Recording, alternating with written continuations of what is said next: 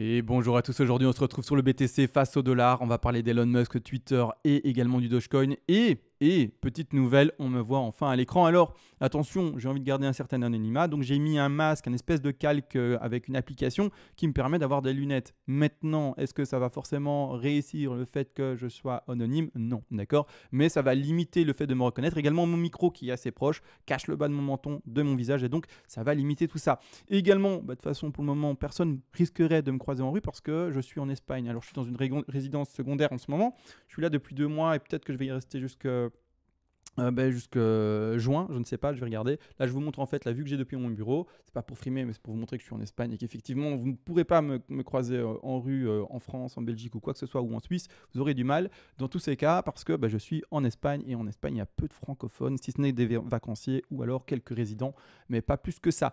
Malgré tout, nous, on va analyser tout ça, on va parler de Twitter et tout, mais juste après, ça change pas, vous le savez, mais la toute petite intro.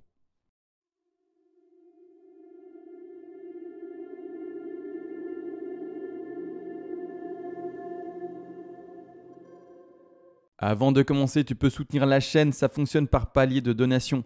Tu auras accès au PDF expliquant les vagues et les fibos. Ce PDF a été écrit de manière concise pour ne pas te prendre pour un idiot, c'est-à-dire qu'on va à l'essentiel pour que tu puisses tout lire et tout apprendre et par après être autonome par toi-même et non pas te vendre des pages du kilo, que sais-je, pour après faire de la musculation ou bloquer l'eau qui passe sous les portes quand il y a des inondations. L'objectif n'est absolument pas là. Et également, si tu es un énorme donateur, eh bien, tu pourras me demander une analyse en particulier sur l'actif spéculatif de ton choix et je le ferai en privé pour toi, bien entendu, en vidéo le plus rapidement possible. Maintenant que les donations sont expliquées, let's go directement pour l'analyse du BTC. Et voilà, on y est. Avant d'analyser le BTC, je bascule d'écran et on va voir Elon Musk, bien entendu. Et qu'est-ce qui se passe? Elon Musk a envie tout simplement d'acheter Twitter. Alors, il est déjà actionnaire à hauteur de 9,2%, si je ne me trompe pas. Et il a envie de passer finalement possesseur, franchement, de Twitter pour 43 milliards, 42, 43 milliards de dollars. Ceux qui veulent lire les articles, c'est pas compliqué, on en parle dans tous les sens en ce moment. Voilà, alors pourquoi est-ce qu'il a envie de faire ça? Clairement, Elon Musk, il faut le savoir, c'est un fan de Twitter, c'est quelqu'un qui tweet tous les jours quasiment, si je ne me trompe pas. Alors moi, Twitter, je ne connais pas, c'est pas que je ne connais pas, mais je ne suis pas dessus, ça ne m'intéresse pas plus que ça. Moi, je suis très bien avec YouTube, avec Facebook pour mon intimité, et puis c'est tout finalement. Mais Twitter, voilà, c'est un truc que lui, il kiffe, etc. Il a envie de le développer, selon lui, Twitter n'est pas assez développé, il y a vraiment du potentiel, et donc il passe à l'achat là-dessus. Également, le gars, c'est pas un con, SpaceX, Tesla, etc., il est tout le temps visionnaire. Et il a des attentes assez grandes pour Twitter. Il dit en ce moment que Twitter de toute façon n'est pas encore développé selon tout son potentiel et on va voir ce qu'il peut en faire. Malgré tout, il a fait une proposition de 43 milliards de dollars, mais c'est pas pour autant que ça va être accepté. C'est étudié par l'équipe Twitter, d'accord, mais c'est pas pour autant que ça va être accepté. Maintenant, si c'est refusé, ce qu'il va faire, à mon avis et selon ce qu'on peut lire, il va peut-être passer encore plus majoritairement actionnaire. Mais après, c'est à voir. De toute façon, on se tiendra au courant par rapport aux news. Mais là, maintenant, c'est à voir. On ne sait pas exactement. Personne n'est dans la tête d'Elon Musk si sa proposition est refusée. Mais autrement, voilà. Donc maintenant, ça, c'est intéressant. Alors, pourquoi est-ce qu'on parle de ça sur une chaîne crypto? Parce qu'entre guillemets, je vous le dis tout de suite, on s'en fout. Pour être vraiment honnête, il fait ce qu'il veut de sa vie. Malgré tout, comme on est sur une chaîne crypto, Elon Musk, vous le savez probablement, a des liens très forts avec Dogecoin. Il aime bien Dogecoin, il aime bien ces petites crypto-monnaies et souvent il fait des petits rebondissements par rapport au Dogecoin et du coup le Dogecoin s'envole. On va regarder d'ailleurs après le cours du Dogecoin, on va regarder tout simplement finalement quelles sont les perspectives haussières du Doge par rapport aux vagues que l'on peut lire actuellement sur celui-ci. Ça va être vite fait, ça va pas être quelque chose de très compliqué. On va regarder la hausse potentielle du Dogecoin avec un prix potentiel de ce dernier. Bien entendu.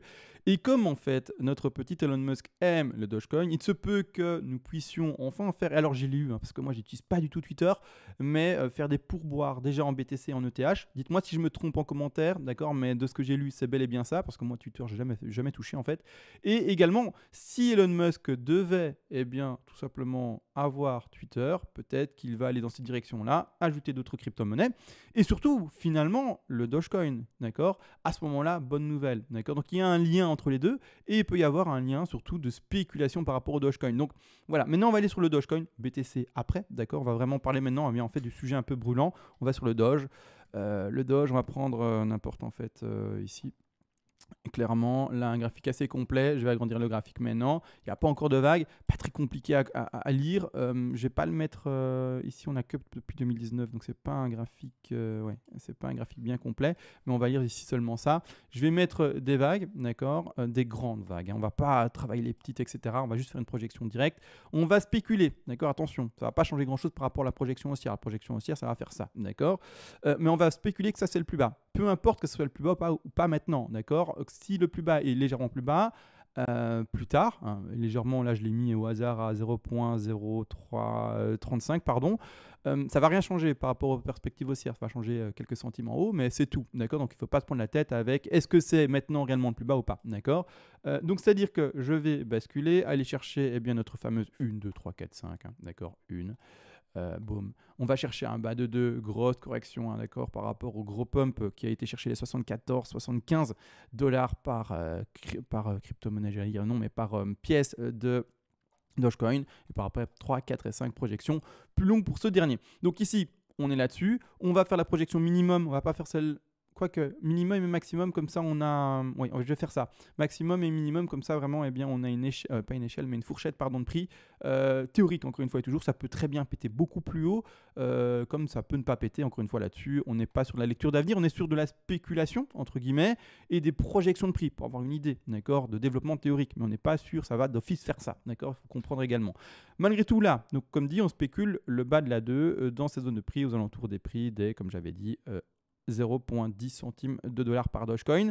On va partir comme toujours avec un fameux Fibonacci d'extension. On va de nouveau le plus proche du 0. On va au top de 1, on va au bas de 2. Objectif minimum pour la 3, c'est-à-dire les 168. Donc ici déjà une projection, il y a un peu possible. Pas maintenant, hein, d'accord, vous entendez bien, hein, la 2 peut durer, etc.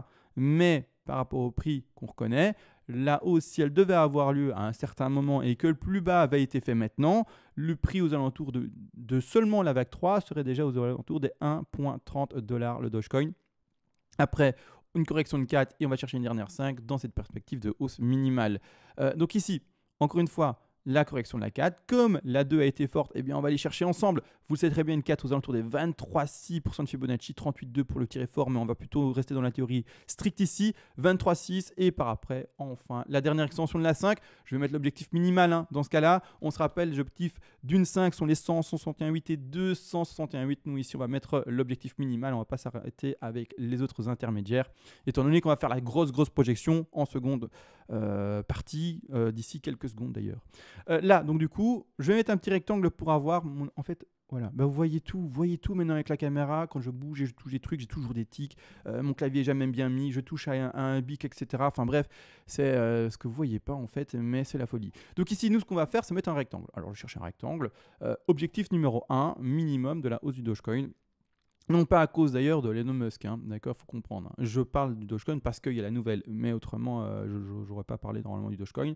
Mais clairement ici, nous avons le 1,76, objectif minimum. Maintenant, on va enfin s'amuser, objectif maximal, c'est-à-dire qu'on va donc bas de fourchette de prix par rapport à la hausse. On va chercher maintenant les... Oui, je suis désolé, mais 423,6, boum, c'est parti. Hein. Les objectifs d'une 3, pardon, je les rappelle vite, sont 161,8, 261,8, 423,6. Plus rarement, on a les 200 et les 361,8. On pose notre 3 déjà aux alentours des 3,24 dollars le Dogecoin. Et ensuite, eh bien, on va poser notre 4. Notre dernière 5, d'accord, on va faire la 4 maintenant. 4, la même chose, on va chercher 23,6 à 38,2 étant donné qu'on a fait une 2, mais qui est forte, hein. Est-ce que je vérifie la 2? Visuellement, ça se voit qu'elle a dépassé les 50,61,8. Désolé pour les débutants, il y a plein de fibos à l'écran. C'est une horreur quand je fais ça, mais clairement, on est sur une 2 qui a déjà été chercher une correction de 85,4% par rapport à sa hausse précédente. Hein, donc, c'est très fort comme 2. Et à ce moment-là, eh bien, on part sur une 4 qui sera plutôt faible. 4 plutôt faible, on va chercher les 23,6, hein, tout simplement en théorique ici, qui sont les 2,51 par Dogecoin. Et on va terminer enfin la projection avec notre Fibonacci d'extension. On va chercher le bas de 4, hop, et on va mettre, je l'ai dit, on va faire la fourchette, d'accord? Donc on va faire l'intervalle basse et l'intervalle la plus haute. Donc on va aller chercher ici, clairement, les 261,8%, pardon, si j'arrive à ne pas mourir en parlant. Hop, on va chercher ceux ici, copier-coller, on le met, on a la fourchette. Il y a des objectifs intermédiaires. d'accord, c'est palier de vente, etc. pour par exemple les traders ou les investisseurs, hein, si vous passez à l'achat en termes d'investissement. Et toujours, attention, quand on passe à l'achat, c'est par palier de temps. Ou également, pour les traders, il y a des TP intermédiaires. Là, je n'ai mis que finalement les 2 premiers TP pour du long terme, d'accord. Vous pouvez prendre d'ailleurs des TP intermédiaires avant pour assurer le coup, parce que c'est vrai que c'est haut, hein, d'accord. Ici, les 1,70, etc. Vous pouvez mettre des TP intermédiaires de sécurité, on va dire ça comme ça, beaucoup plus tôt. Ces TP-là sont vraiment là pour dire, je prends un peu de bénéfice quand même. Je prends par exemple une vente à 5%, d'accord. Je ne vais pas vendre 20% par exemple, d'accord. Je prends vraiment une faible vente, je prends vraiment peu de bénéfices dans cette zone-là, parce que j'attends vis-à-vis en fait du travail théorique, les prix supérieurs, d'accord. Donc là, j'ai mis que les deux. Il y a tout un travail à faire également pour avoir les intermédiaires, mais bon, ça, je ne vais pas le faire en vidéo parce que voilà, ça serait trop long. Donc là, on se retrouve déjà avec un Dogecoin potentiel à 1,74 et un Dogecoin également à 4,45. D'accord. Donc, très très belle perspective haussière pour ce dernier. Encore une fois, je sais que quand je fais des graphiques comme ça, les projections comme ça, ça fait rêver. Les gens d'ailleurs du coup se disent mais il me fait trop rêver, c'est pas possible. Les gars, d'accord. Alors là, j'ai malheureusement pas un historique assez long, mais les gars, on parle de ça, hein, d'accord, de pump phénoménaux. Que ça soit à la fois sur le Dogecoin ou que ça soit, peu importe, sur le BTC. On parle de pump phénoménaux, d'accord. Donc il faut arrêter de se dire c'est pas possible, tout est possible. Les crypto-monnaies sont encore, et je le précise, une goutte d'eau dans l'océan des crypto-monnaies, et même pas que des crypto-monnaies. Surtout en fait du marché spéculatif financier mondial, d'accord. On n'est vraiment rien du tout, on est vraiment ridicule. Laissons l'argent rentrer clairement et ne crachons pas dessus, parce que selon moi, encore une fois, qui je suis, personne par rapport à vous et n'importe quelle autre personne qui peut s'exprimer sur la finance et surtout sur les crypto-monnaies, mais il y a un avenir radieux pour les cryptos, d'accord, mais radieux de chez radieux. Donc voilà, petit aparté fait. Là-dessus, on a parlé d'Elon Musk qui a envie d'acheter Twitter. On va voir s'il y arrive dans les jours à venir. Dogecoin, à perspective haussière, mais voilà, est-ce que c'est lié par rapport aux nouvelles ou pas?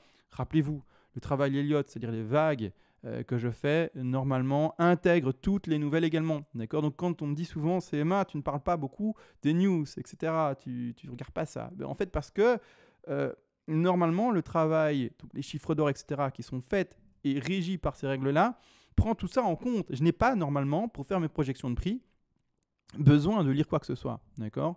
Mais alors, encore une fois, c'est une question de maximalisme par rapport à cet aspect-là d'analyse. Maintenant, encore une fois, rien ne m'empêche à côté, mais sans donner pour autant d'influence sur mon travail graphique, de lire ce qui se passe un peu dans le monde des cryptos, d'accord. Maintenant, on part enfin dans le vif du sujet par rapport à l'analyse BTC. BTC, on est, alors désolé, beaucoup de dessins et surtout illisible quand on est dans une time frame aussi large qu'est le monthly.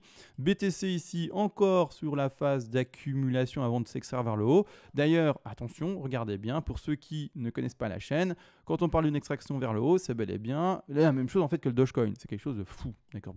D'accord, c'est un truc de malade. C'est quelque chose où on va voir le BTC à 100 000, à 200 000, à 300 000, peut-être même plus. Encore une fois, avec des objectifs, des zones de vente, etc., des stratégies. Mais voilà, on se retrouve là-dedans. Nous, ce qu'on va faire aujourd'hui, c'est la continuité finalement du travail d'hier et d'avant-hier, c'est-à-dire qu'on va zoomer sur, sur le graphique, tout simplement. Ce qu'on voyait hier ensemble, j'espère que quand je fais ça, ou que je passe ma main proche de mon visage, ça ne retire pas les lunettes, quoi. Alors, de me dire, CMA, on voit ton visage là, on ne prend pas pour un con, on te reconnaîtra en rue. À voir, vraiment, mais de toute façon, je vous nierai. Enfin, je vous nierai pas, mais je ferai, non, c'est pas moi, et vous saurez que c'est moi, mais après, jouer le jeu. Ah, c'est pas toi, ok, ciao, bonne journée. Mais clairement, mais sûr, on va me reconnaître. Mais peu importe, parlons pas de moi, ici, on parle de ça. Nous, on avait vu hier quoi? WXY ici en bleu. Et maintenant, on peut également s'arrêter, tout simplement, sur la continuité qui est en train de se décider. Est-ce qu'on ferait pas, et d'ailleurs, on l'a abordé également hier, est-ce qu'on ferait pas en ce moment, ce fameux petit triangle? On est en train de traîner là à l'horizontale. Donc on aurait fait notre première A, le bas de la B maintenant, un petit rebond en train de s'effectuer. On attend la confirmation de tout ça. Hein. Aller chercher une C, une D, une E et terminer par un break vers le bas. D'accord, pour terminer la pattern. Maintenant, si jamais ça devait pumper, et là j'ai un peu du mal à... Comment dire? Ça devait pumper plus fort, d'accord? J'ai un peu du mal à le voir dans le sens où j'ai commencé ici en WXY. Alors, soit on serait parti en WXY XZ pour terminer, mais c'est-à-dire que je ne verrai pas, par exemple, le début de la pattern d'une flat, d'accord? Donc, vraiment pour donner cet exemple-là, d'accord? Pourquoi? Parce qu'on commence, selon mon décompte, en WXY. Donc, la pattern ici, en flat, A, B, C, beaucoup de choses à l'écran. Il faut vraiment que je nettoie un peu ce graphique. Est-ce que je le fais avec vous en ce moment, en direct, là, maintenant? Allez, je le fais. Hop, comme ça, d'accord. Et je mets la Z parce qu'on parle de la Z. Parce qu'on construit quoi? On construit cette dernière pattern de crash, d'accord. La Z qui n'a finalement pas été terminée précédemment et qui s'est étendue avec une X plus grande. Donc une zone de crash, c'est-à-dire pas de crash mais de consolidation. Je préfère ce terme-là parce qu'on est dans des prix par rapport à 2017, 2018, 2019 et même 2020 tellement haut, d'accord. Donc clairement, est-ce que c'est un crash? Pour les tout nouveaux entrants, c'est un crash. Hein, si vous êtes rentré à 64 000, c'est un crash. Pour ceux qui sont là depuis plus de 2 ans, 3 ans, c'est une correction, mais on est tous dans le bénéfice et tout se passe bien, d'accord. Donc ceux qui sont avec moi depuis 4 ans, vous, mon Dieu, vous êtes tranquille, vous avez eu du BTC dans les alentours des prix des 10 000, 6 000, 3 000, en tout cas achat par palier, etc. toujours. Donc un prix moyen. Et ceux qui étaient avant que je fasse des vidéos sur YouTube, là, avant 2017, ceux qui étaient là en 2015-2016, vous avez un prix de 300 $ moyen, voire même peut-être pour plus bas pour certains, ceux qui sont encore plus anciens. Donc vous, tranquille. Donc c'est pour ça, encore une fois, tempérer les choses. Est-ce qu'on est dans un crash? Est-ce qu'on est dans une correction? En fait, c'est par rapport à vous. C'est un crash et vous utilisez ce terme pessimiste si vous êtes mal, c'est-à-dire que si votre portefeuille est dans le rouge, si au contraire vous êtes bien, vous allez dire bah en fait c'est une correction, forte correction c'est vrai, mais c'est ce qu'on voit sur les cryptos, on est habitué à ça, donc ça va pas nous déranger, et oui bon c'est une forte correction, moi un crash si vous voulez, mais ça me fait pas plus peur, parce que ben, moi mon portefeuille il est dans le vert depuis 4 ans, ou plus, 5, 6, 7, hein, tout dépend depuis combien de temps vous êtes dedans, et ben voilà, tout se passe bien pour vous. Donc ici, bref, là encore une fois, j'ai oublié que j'étais en Espagne et que ma connexion était mauvaise. Donc je recommence à parler de trop. Vidéo de 30-40 minutes, non s'il te plaît, fais attention à ça. Donc ici, tout simplement, c'est pour ça que j'ai du mal. Parce qu'on commence au WXY ici. Donc je vois plutôt conso, triangle, break bas. D'accord. Bon voilà. Maintenant après, on verra plus tard ce qu'il en est réellement. Petite erreur d'annotation peut-être de ma part. Et en fait, to the moon CMA et on ne va pas du tout dans le plan qui est indiqué. Qui sait, hein, on verra ça bien entendu. Encore une fois, je rappelle, on est plutôt dans des, c'est bizarre, hein, mais dans des optiques de zone d'achat. Plus ça descend et plus on achète pour monter par après. Maintenant, tout a été vu, c'est-à-dire qu'on a vu Elon Musk, on a vu Twitter, on a vu Dogecoin, on a vu BTC, rien à ajouter. Dites-moi ce qu'il en est par rapport au réglage de la webcam pour ceux qui sont au cours à la fin. Je pense qu'elle est bien réglée. J'ai juste un petit problème. Bon, maintenant c'est la fin. Ceux qui ne sont pas intéressés, au revoir, rentrez bien chez vous et je vous souhaite une bonne soirée. Mais là, maintenant, en fait, il faut comprendre une chose, c'est que la webcam est légèrement trop surélevée. Je n'ai pas réussi à la mettre à hauteur d'œil, en fait, parce que ma chaise est trop basse et l'écran est trop grand et trop haut, par rapport au bureau également. Voilà. Bon, ça, c'est un petit problème. La lumière, normalement, est bonne. C'est la lumière du jour. Maintenant, comme il commence à faire tard, le soleil se couche, donc peut-être qu'on voit un peu moins, donc je vais peut-être devoir ajouter une lumière superficielle.